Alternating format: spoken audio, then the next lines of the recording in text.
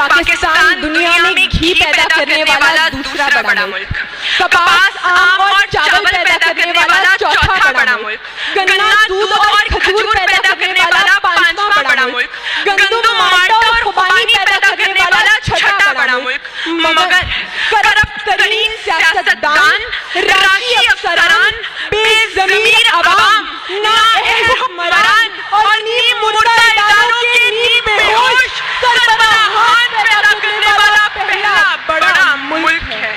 اس کے باوجود علی وقار زندہ ہے اب تک، ڈھیٹ جو ہے۔ میرے دیش کے لوگوں شکایت کیوں نہیں کرتے؟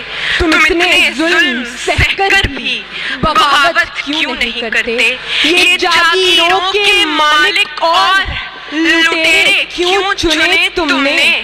تمہارے اوپر تم جیسے ہی حکومت کیوں نہیں کرتے؟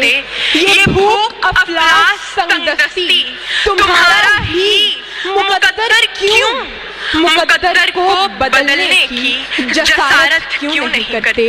کیونکہ صدر ذی وقار زندہ ہے اب تک، ڈھیٹ جو ہیں۔ جناب والا، جب ہم نے اپنے آپ کو بے حسی، بے رخی اور بے دردی سے ایک ایسا لاوارث مریض بنا دیا ہو جس کی ایک معمولی سی بیماری بدعنوانی کو ڈاکٹر، سرجن، طبیب، حکماء اور کنسلٹنٹ معیشت کے کینسر کا آخری مرحلہ بنائے بیٹھے ہوں، جبکہ قدرت اور فطرت کی ہر آسائش کے ڈھیر لگے ہوں، مگر بے ضمیری اور خود غرضی کے فالج کا غلبہ ہو، تب ایسے مریض کو زندہ درگور ہو جانا چاہیے، مگر زندہ ہے اب تک، ڈھیٹ جو ہیں۔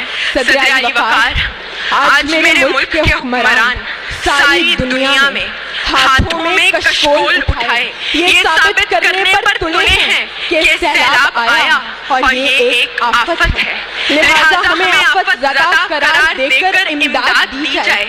لیکن علی وقار، یہ آفت سے زیادہ ہماری ناکام منصوبہ بندی ہے، اس لیے میں کہتی ہوں کہ ہم آفت زدہ نہیں بلکہ آصف زدہ ہیں، اور اس آصف کے فرزند یعنی آصف زادے ملک کے طول و عرض میں پھیلے ہوئے ہیں۔ کوئی آصف زادہ ڈاکٹر کے روپ میں مسیحائی کے عوض ہمیں نکلتا ہے تو کوئی آصف زادہ تعلیم کے نام پر جعلی ڈگریاں بیچتا ہے، کوئی آصف زادہ ہر کھانے کی شے میں ملاوٹ کرتا ہے تو کوئی ہم کو ہی کھاتا ہے، کوئی آصف زادہ سیاست کی کرسی پر برا جمان ہے تو کوئی قانون اور انصاف کی دھجیاں بکھیرتا ہے، مگر ہم چپ ہیں، خاموش ہیں، تعلیم یافتہ ہو کر بھی گونگے اور بہرے ہیں، کیونکہ ہر لے کر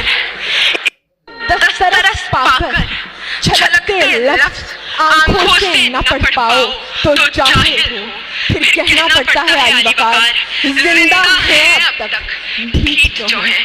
صدر علی وقار، مجھے سمجھ نہیں آتا کہ آج سے 75 سال پہلے ایسا کیا جادو کیا گیا تھا کہ لوگ اپنے گھر بار چھوڑ کر، اپنے کاروبار چھوڑ کر، یہاں تک کہ اپنی ماں، بہنوں اور بیٹیوں کو عصمت دری کے خوف سے خود ملک الموت کے حوالے کر کے اپنے آپ کو، اپنے پیاروں کو، اپنے راج دلاروں کو خون میں نہلا کر یہاں لینے کیا آئے تھے؟ لا قانونیت، بے انصافی، ملاوٹ، اخلاقی گراوٹ، شرمگیزی، دہشت گردی یا جمہوریت؟ علی وقار، ان مرنے والوں کی اولاد کو کیا ہوا؟ وہ شہداء جو منو مٹی تلے دفن ہوئے، ان کے جذبات کے لیے احساسات کو کیا ہوا؟ جناب اقبال، سر سید اور فاطمہ کے دیے گئے خیالات کو کیا ہوا؟ جب جواب نہیں ملتا تو کہنا پڑتا ہے ایک یہ بھی انقلاب وقت کی تصویر ہے، رہزنی، غارت، غریب، بیداد کی تشہیر ہے۔ ایک شب اجڑا کسی بابا کی بیٹی کا سہاگ، اڑ گئی پھولوں کی خوشبو، ڈس گئے کلیوں کو نام۔